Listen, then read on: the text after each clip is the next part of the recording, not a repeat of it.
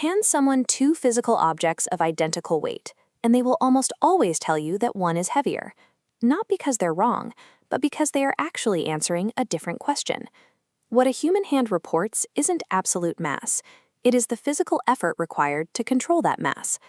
Pick up a hammer by the handle. It feels heavy. Pick it up by the head. It feels light. The kilograms haven't changed.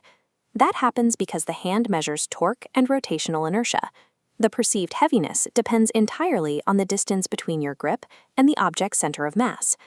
Despite this physical reality, design teams spend their time chasing grams. The absolute weight is the number that goes on the final spec sheet, so that is the metric that gets optimized. Move a heavy component 2 centimeters closer to the grip, and rotational force drops. It feels lighter, without removing a gram.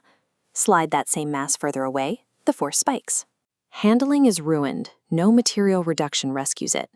Weight distribution is a completely free design lever. You are deciding where the heavy parts live, rather than struggling to figure out what to remove. Getting that mass placement right directly translates to market value. A well-balanced object inherently signals high quality to the user. A hollow tool with its mass at the wrong end registers to the brain as cheap. But a heavy pen with its mass deliberately seated low in the barrel feels considered, precise, and expensive. The stakes scale up when you look at biology. Where a load sits relative to the human body determines the rotational moment that the spine and shoulders must actively resist. Safety regulators like OSHA and the HSE frame their manual handling guidance specifically around distance from the body. A lighter tool held further out causes more structural damage to a worker than a heavier one held close to the chest.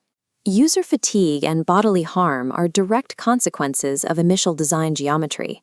It is an engineering decision, not a failure of user training. At the scale of large machines, mass placement stops being about feel. It dictates dynamic behavior. Vehicle handling characteristics, yaw inertia, weight transfer, and cornering willingness are determined by whether heavy items sit inside the wheelbase or hang beyond the axles. These physical properties dominate crash behavior and rollover propensity.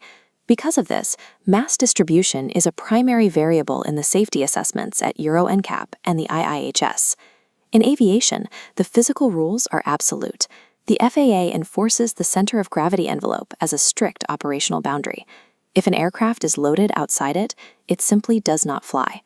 In high-stakes engineering, weight distribution is never treated as a final refinement.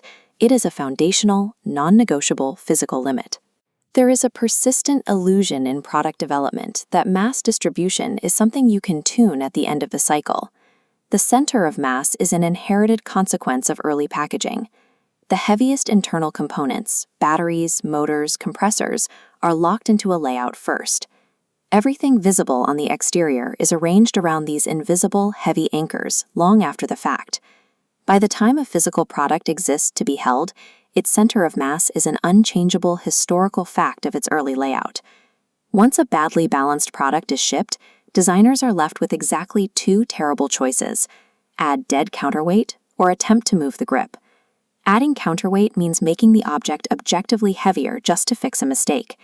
Moving the grip is usually impossible because human anatomy dictates where the hand has to go. The problem isn't a lack of technical capability. Modern metrology standards make calculating the center of mass trivial.